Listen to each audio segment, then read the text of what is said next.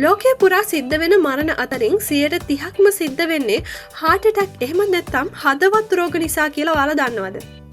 ඔව් ඇත්තටම ඔයා ගන්න ආහාර වලින් ඔයාගේ රුධිරයේ පීඩනය සහ කොලෙස්ටරෝල් මට්ටම ආදිය කෙරෙහි විශාල බලපෑමක් සිද්ධ කරනවා.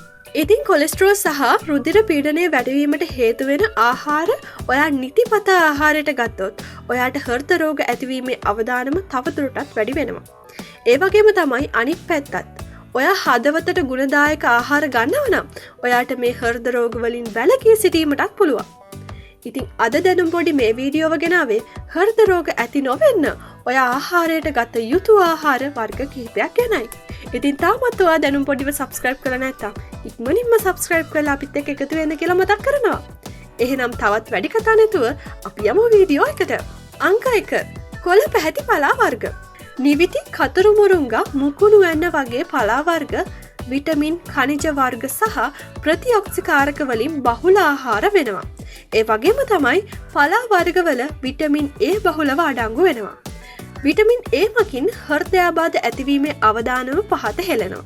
ඒ වගේම තමයි කොළ පැහැති පලා වර්ගවල නයිට්‍රේට් බහුලව අඩංගු වන නිසා වයසත් සමග රුධිර නාල සිහින්වීමට ඇති ඉඩකඩ මේ මගින් වැළක් වෙනවා.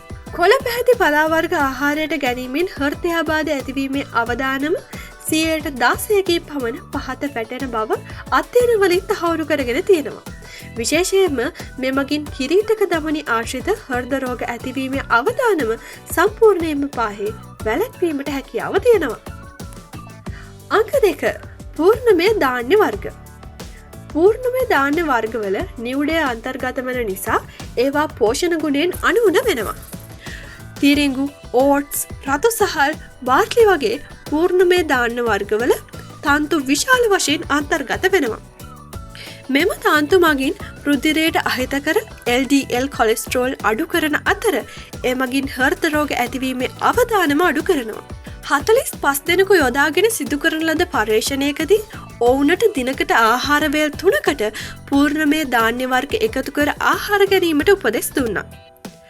අධ්‍යයනයේ අවසානයේ ඔවුනට හෘද රෝග ඇතිවීමේ අවදානම 22%කින් අඩු වී තිබෙන බව සොයාගත්තා. ඒ වගේම ඔවුන්ට අංශ භාගය ඇතිවීමේ අවදානම 25%කින් අඩු වී ඇති බවට සොයාගෙන තියෙනවා. අංක 3 අලිගැට පෙර.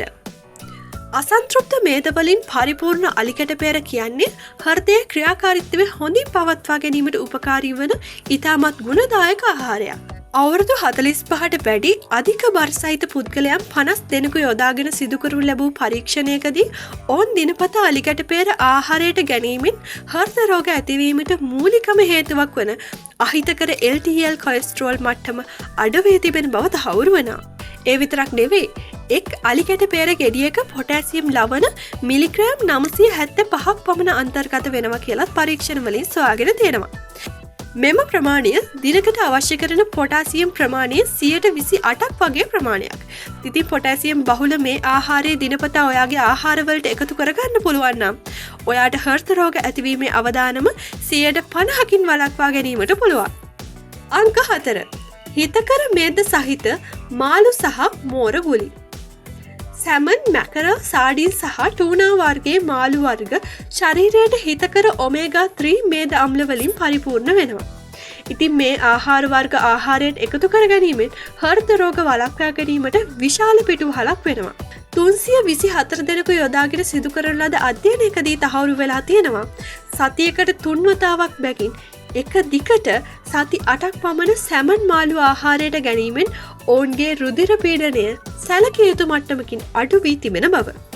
මීට අමතරව සතියකට අඩු තරමින් මේ මාළු වර්ග වලින් ග්‍රෑම් 100ක්වත් ආහාරයට නොගන්නා අයට හෘද රෝග ඇතිවීමේ අවදානම වැඩි වී තිබෙනවා. ඒ විතරක් නෙවෙයි මෙම මාළු වර්ග ආහාරයට නොගැනීම නිසා ඔවුන්ට දියවැඩියාව, ස්ථූලතාව සහ අධිරුධිර පීඩනය ඇතිවීමට ඇති ඉඩකඩ 19%කින් ඉහළ යන බව මෙම පර්යේෂණයෙන් සොයාගෙන තියෙනවා.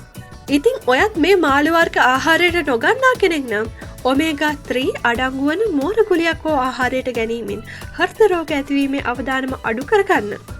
හැබැයි ඒකට වෛද්‍යවරයෙකුගේ උපදෙස් ලබා ගන්න අමතක කරන්න එපා. අංක 5 ඩාර්ක් චොකලට්. ඩාර්ක් චොකලට් කියන්නේ ෆ්ලේවනොයිඩ් නම් ප්‍රතිඔක්සිකාරකය බහුලව අඩංගු වන ආහාරයක්. මෙම ඔක්සිකාරකය මගින් හෘදයේ ක්‍රියාකාරීත්වය ඉතාමත් හොඳින් පවත්වා ගනු ලබනවා. සතියකට පස්වතාවක් ඩාර්ක් චොකලට් ආහාරයට ගත් අයගේ කිරීටක දමනිවල නීරෝගී භාවය ඒවා ආහාරයට නොගත් අයගේ කිරීටක දමනිවල නීරෝගී භාවයට වඩා ඉහළයි කියලයි පරීක්ෂණ මගින් තහවුරු කරගෙන තියෙන්නේ. ඉතින් ඔයත් චොකලට් පෙරේතෙක් නම් ඔයාටත් හෘද රෝග ඇතිවීමේ අවදානම ඉතාමත් අඩුයි.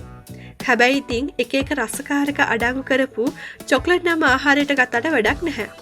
ඩාර්ක් චොකලට්ම ආහාරයට ගන්න එක තමයි වඩාත්ම ගුණදායක.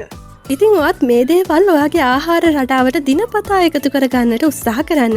එවිට ඔයාටත් පුළුවන් හෘද රෝග ඇතිවීමේ අවදානම ඉතාමත් පහසුවෙන් අඩු කරගන්න. ඉතින් අද වීඩියෝ එක ගැන ඔයාට හිතන දේ පහලින් කමෙන්ට් කරන්න. ඒ වගේම තමයි මතක් කරනවා තාමත් ඔයා දැනුම් පොඩිව සබ්ස්ක්‍රයිබ් කරලා නැත්නම් ඉක්මනින්ම සබ්ස්ක්‍රයිබ් කරලා එකතු වෙන්න කියලා. තවත් දවසක මේ වගේ වීඩියෝකින් හම් වෙනකල් ඔයාලට සුබ දවසක්.